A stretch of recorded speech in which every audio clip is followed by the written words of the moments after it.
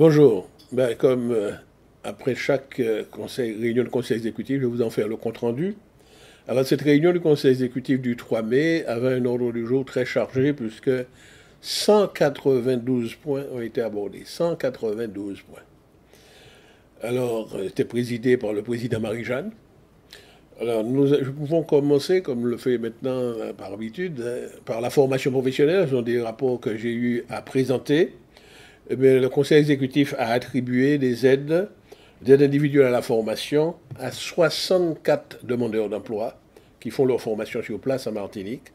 Également de l'aide individuelle pour la formation en mobilité dont des demandeurs d'emploi martiniquais. L'un ira aux États-Unis et deux iront suivre une formation en Guadeloupe. C'est une formation qui ne se fait pas en Martinique. Dans le domaine toujours de l'aide individuelle, nous avons eu à soutenir, à compléter le financement pour 2 salariés du secteur public et 3 salariés du secteur privé. Je rappelle toujours que c'est des financements complémentaires par rapport aux institutions qui doivent en principe financer les formations des salariés. Et nous avions aussi à examiner les demandes de 7 demandeurs d'emploi pour la validation des acquis de l'expérience, donc qui ont reçu des réponses positives. Dans le domaine de l'éducation, c'est notre collègue Sylvia Saï-Soutan, qui a eu à présenter à la fois un dispositif d'organisation pour les travaux d'entretien et de maintenance dans l'établissement scolaire. Ce document très important, qui sera contractuel et qui sera porté à la connaissance de tous les chefs d'établissement, des lycées et des collèges, répartisse exactement le type de travaux qui doit être assumé par la CTM elle-même. Ça touche aux infrastructures, aux salles, aux bâtiments. Mais il y a des travaux d'entretien et de maintenance qui doivent être faits et réalisés par des agents mis à la disposition des chefs d'établissement. Et donc nous voulons faire la part des choses pour qu'on sache qui doit faire quoi. Donc ce document sera présenté en plénière et validé en plénière. Toujours dans le domaine de l'éducation, nous avons eu à examiner des projets éducatifs et culturels. Ça s'appelle aussi des PAE, projets d'action éducatifs. Eh bien, on nous a présenté 25 projets qui émanaient à la fois de lycées et de collèges. Donc 25 projets ont reçu un soutien positif. Je dois dire que ce n'est pas tous les projets qui ont été acceptés. C'est dans la limite des crédits disponibles. Et puis il y a des associations, 2 associations, respectivement le Cobati Martinique et le Rotary Club de Fort-de-France-Ouest, qui ont sollicité des subventions pour des manifestations qu'ils organisent au bénéfice de lycéens ou de collégiens. Ça nous a paru intéressant, donc nous avons décidé de cofinancer ces actions-là, en direction des jeunes. Dans le domaine du développement économique, notre collègue Marinette Torpille nous a présenté des dossiers de demande de subvention, notamment de la Chambre de commerce pour faire une action collective de promotion commerciale à l'export. Mais nous avons examiné également des demandes de subvention pour 2 entreprises du secteur du tourisme. Ces demandes de subvention, ces rapports ont été présentés par le collègue L'Aventure, puisqu'il est en charge du secteur des entreprises du secteur touristique. Dans le domaine de la pêche, des rapports ont été présentés par notre collègue Louis Boutrin. Alors ça a concerné d'abord 3 opérations d'aménagement de superstructures dans les ports de pêche. Alors on dit dans les APIT, c'est-à-dire les aménagements pour la pêche d'intérêts territoriaux. Donc ça concerne le port de pêche du Marais, le port de pêche du François, et également des aménagements de superstructures du port de pêche de Grand-Rivière. Les superstructures qui sont là sont absolument obsolètes. Nous avons décidé de les moderniser. Bien, donc des plans de financement ont été approuvés par le conseil exécutif et seront présentés prochainement en plénière. Également, nous avons eu à accorder des aides pour l'emploi de marins, des aides que nous avons attribuées à des patrons pêcheurs. 5 patrons pêcheurs vont bénéficier d'une prime pour pouvoir embaucher des jeunes marins. Alors, je signale que les jeunes ou les moins jeunes qui suivent des formations à l'école de formation maritime qui se trouve accréditée, pour que leur diplôme soit validé, ils ont un nombre d'heures de navigation à faire. Évidemment, il faut qu'ils soient recrutés par des patrons pêcheurs, des patrons marins pêcheurs, et pour encourager les marins-pêcheurs, les patrons à embaucher des marins, eh bien, nous avons mis en place une prime, quand même importante, qui est versée aux patrons qui embauchent les marins-pêcheurs. Dans le domaine de l'infrastructure, c'est un dossier que j'ai présenté, nous avons eu à examiner une convention pluriannuelle de 5 ans que nous allons renouveler avec une institution qui s'appelle IRSTA. Ça veut dire l'Institut national de recherche en sciences et en technologie pour l'environnement et l'agriculture. Alors l'objet de cette convention, c'est de faire à la fois des recherches et du développement et d'expertise et la surveillance du barrage de la Manzo. Parce qu'il faut en permanence surveiller, examiner les structures du barrage de la Manzo pour prévenir toutes sortes de catastrophes. Je dois dire également que nous avons par ailleurs des conventions avec des organismes de recherche qui analysent en permanence les eaux de la Manzo.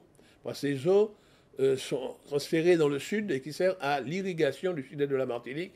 Et nous voulons nous assurer de la non-présence de chlordécone dans l'eau qui est distribuée. Donc je peux garantir, compte tenu de tous les rapports d'analyse qui nous ont été transmis, que dans l'eau de la Manzo qui est distribuée dans le sud pour l'irrigation, les traces de chlordécone sont à peine mesurables. Donc c'est en dessous de tous les seuils mesurables. Je voulais insister là-dessus. Et pour cela, nous sommes entourés donc de scientifiques avec lesquels nous avons passé une convention pour cela. Dans le domaine de l'environnement, c'est le collègue Boutrin qui a venu à nous présenter un certain nombre de dossiers. C'est ainsi que nous avons accordé à la société, disons à la société Sepanmar, qui est une association, 2 aides. L'une pour des projets d'intervention pédagogique dans les écoles sur les problèmes de l'environnement, et une autre dans le cadre du programme de suivi des cétacés. C'est-à-dire les baleines qui sont autour de la Martinique, il faut assurer un suivi scientifique pour avoir une bonne connaissance, et CEPAMAR a proposé des actions pour cela. Et puis nous avons un programme de recensement des gîtes, des chauves-souris. Bon, c'est une recherche scientifique. La convention avait été passée avant par le Conseil général, et bien, nous l'avons prolongée pour financer un complément d'études. Toujours dans le domaine de l'environnement, nous avons approuvé un dispositif de soutien à ce qui s'appelle les contrats de milieu. Alors, c'est quoi les contrats de milieu? De quel milieu il s'agit? Ce sont les milieux aquatiques. Les baies, les rivières, les mares, etc. Les lacs, mais il n'y en a pas de lac en Martinique. Alors, nous avons déjà des contrats de ce type signés. Il y a 3 contrats signés actuellement. Un contrat de baie de Fort-de-France signé par la CACEM, animé et promotionné par la CACEM. Un contrat pour la rivière du Galion qui a été signé par Cap-Nord, porté par Cap-Nord, et un contrat dit littoral pour le Sud, porté par la communauté d'espace Sud. Donc, par le biais de ce dispositif auquel la CTM a adhéré, nous portons des financements complémentaires à ces 3 communautés d'agglomération dans le cadre des travaux qu'il faut faire dans le cadre de ces différents contrats. Là, alors, dans un autre domaine, le domaine de l'aide aux communes et aux communautés d'agglomération, ce qu'ils appellent aussi les EPCI, établissements publics de coopération intercommunale, le collègue Boutrin nous a présenté plusieurs dossiers, dont des dossiers d'aide de subvention accordés à la commune de Sainte-Marie, pour au moins 2 projets portés par la commune de Sainte-Marie, l'un pour un projet porté par la commune de Saint-Pierre, en particulier concernant la cathédrale du Mouillage, qui va recevoir à la fois donc des aides de la CTM et des aides européennes. Et également pour le contrat de baie de Fort-de-France, nous portons des aides à la CACEM, aussi bien pour l'animation du contrat de baie que pour le suivi de l'évolution du contrat de baie. Le domaine des subventions européennes, ce sont des rapports présentés par le collègue Miguel Laventure. Nous avons eu à accorder des aides à Cap-Nord pour la réalisation de chantiers de randonnée, et également pour la ville de Saint-Pierre, comme je le disais précédemment, toujours pour la cathédrale de Saint-Pierre. Toujours dans la gestion des fonds européens, nous avons eu à examiner les dossiers de 17 entreprises à qui nous avons donné des aides CTM plus FEDER, et 14 exploitations agricoles, soit de la banane, soit de canne, ou soit de la diversification, à qui nous avons attribué des aides de la CTM, accompagnant des aides du FEADER, le Fonds européen pour le développement de l'économie rurale. Toujours dans les fonds européens, nous avons eu à examiner des dossiers faisant appel au Fonds social européen, le FSE, avec en complément des fonds de la CTM, donc la CCIM formation, pour une formation de business, de MBA, et également le réseau Entreprendre, qui est un réseau qui assiste, qui encadre les créateurs d'entreprises, les porteurs de projets. Donc nous avons accepté de les financer avec des fonds de la CTM et des fonds européens. Dans le domaine de la culture, là, ce sont des dossiers, ils étaient nombreux, 55 dossiers, qui habituellement sont présentés par la collègue Marie-Hélène Léotin, mais comme elle était en mission à l'extérieur, elle m'a demandé de présenter les dossiers que je vais vous résumer. Nous avons validé à la fois les programmes de nos différents musées au titre pour l'année 2018. Le musée d'histoire et d'ethnologie, l'écomusée de Martinique, qui est placé à Rivière-Pilote, la maison des volcans, surtout à Mont-de-Rouge précisément, le musée du Père Pinchon, qui est en fait cette année un programme d'activité, le domaine de la pagerie de Trois-Îlets, la direction des archives, qui se trouve, les archives territoriales, avant on disait archives départementales, qui se trouvent sur le monde d'Artenson, et également le musée d'archéologie et de la préhistoire, qui se trouve face à la Savane, à la rue de la Liberté. Donc nous avons approuvé le programme de l'année, puisque les différents directeurs des différents musées ont présenté un programme qui a été validé par notre collègue Léotin et que nous avons fait approuver par le conseil exécutif. Et puis nous avons de nombreuses associations ou communes qui demandent de l'aide pour soutenir des actions culturelles. Mais dans les nombreuses demandes, nous avons accordé des aides à 44 associations et 3 communes. Ce serait trop long de donner les 44 associations, mais je peux citer pour les communes, la commune de Basse-Pointe, les communes de Schellcher, qui organisaient des manifestations à l'occasion du mois de mai, et la commune du Prêcheur également, Schellcher et Prêcheur. Donc ils ont présenté des programmes pour lesquels la CTM a accepté de cofinancer. Alors toujours pour revenir au dossier des musées, nous avons approuvé le principe de mettre en place ce qui s'appelle un passe-musée, qui va s'appeler le Martinique Passe-Musée. En fait, c'est un système pour les visiteurs qui consiste à acheter pratiquement un abonnement, un ticket qui leur permet de visiter la totalité des musées de la Martinique. Ça leur revient moins cher s'ils achètent un prix groupé, et ils ont un délai, ils auront un trimestre entier pour pouvoir choisir d'aller faire les visites. De même que nous allons mettre en place, nous avons accepté le principe de mettre en place un compte pour les tours opérateurs, les réceptifs, c'est-à-dire ceux qui reçoivent les touristes venant de l'extérieur ou autres, et qui pourront vendre dans des packages aux visiteurs les visites de musées.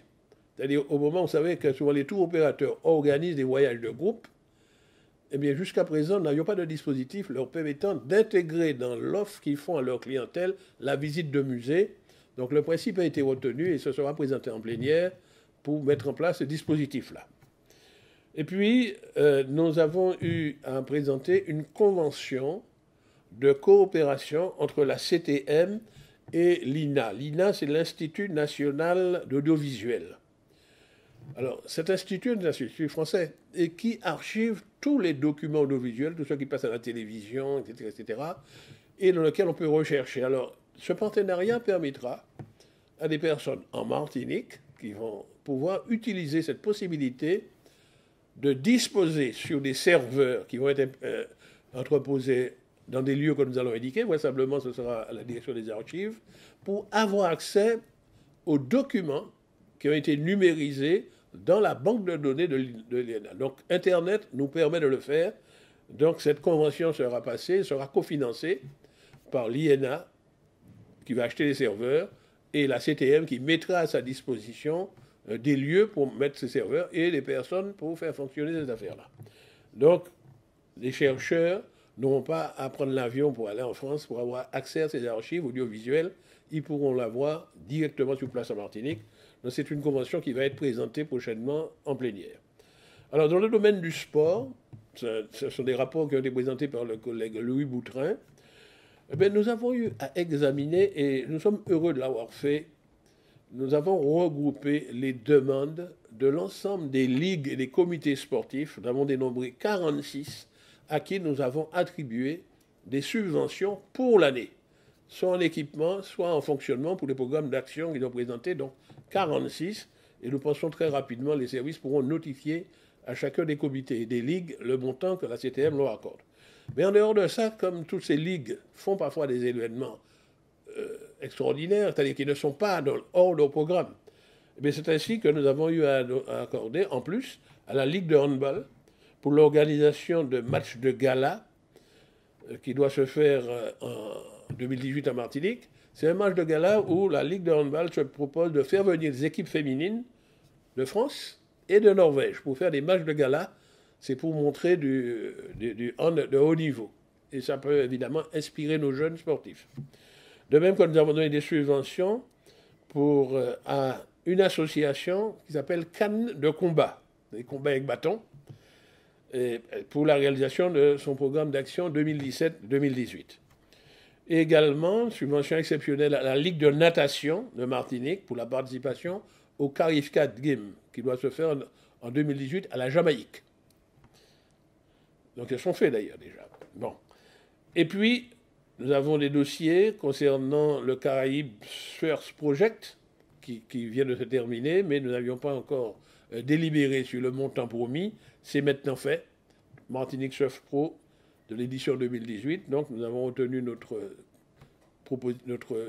subvention à accorder. De même que le comité de bridge de Martinique pour l'organisation d'un tournoi dans l'OSIS. Donc grâce au bridge, les bridgeurs pourront aller dans la Caraïbe pour participer à des championnats avec les aides que nous donnons, évidemment, parce que les voyages coûtent assez cher. Dans le domaine social, qui était présenté par le collègue Francis Carole, nous avons eu à examiner de nombreux dossiers, en particulier des dossiers d'aide exceptionnelle pour 18 familles en difficulté sociale, sur la base de propositions faites par notre service social. Nous avons eu à examiner les subventions à 12 associations intervenant dans le secteur social, soit auprès de personnes âgées, soit auprès de personnes en situation de handicap. Nous avons eu également à accorder à 2 entreprises d'insertion des aides. C'est dans le but de financer 20 postes de travail destinés aux titulaires du RSA. Puisque nous ne voulons pas nous contenter simplement de donner des allocations, mais on peut les réinsérer par le travail dans des entreprises d'insertion.